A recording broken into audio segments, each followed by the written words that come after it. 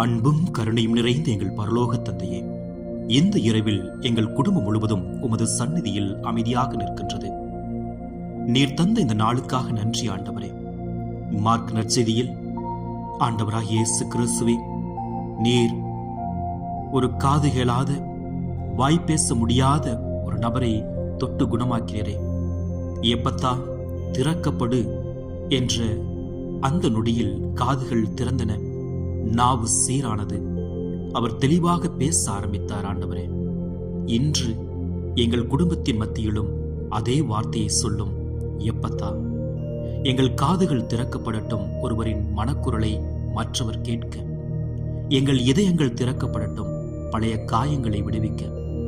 எங்கள் நாவுகள் சுத்தமடையட்டும், காயப்படுத்தும் வார்த்தைகளால் அல்ல, ஆறுதல் தரும் வார்த்தைகள் பேச. ஆண்டவரே, பல நேரங்களில் நாங்கள் கேட்காமல் பேசிவிட்டோம், புரியாமல் தீர்ப்பு சொன்னோம், அன்பு காட்ட வேண்டிய இடத்தில் மௌனமாயிருந்தோம். எங்களை மன்னியும்.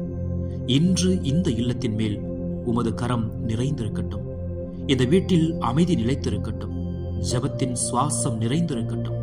சிரிப்புகள் அதிகரிக்கட்டும். அன்பு ஆழமாகட்டும். எங்கள் பிள்ளைகளின் காதுகள் நல்லதை கேட்கட்டும். எங்கள் பெற்றோரின் நாவு ஞானம் பேசட்டும். எங்கள் குடும்பம் உமக்காய் சாட்சியாக வாழட்டும். ஆண்டவரே இயேசு கிறிஸ்துவே, இப்போது எங்கள் வீட்டின் வாசலில் நின்று உமது கரத்தை உயர்த்தி மெதுவாக சொல்லும். எப்பத்தா, எங்கள் உள்ளங்கள் திறக்கப்படட்டும். எங்கள் வாழ்க்கை புதுப்பிக்கப்படட்டும். உமது சமாதானம் எங்கள் இல்லத்தில் நிறைந்திருக்கட்டும். ஆசீர்வதியும், வழிநடத்தி காத்துக்கொள்ளும். ஜெபம் கேளும் நல்ல பிதாவே. ஆமென்.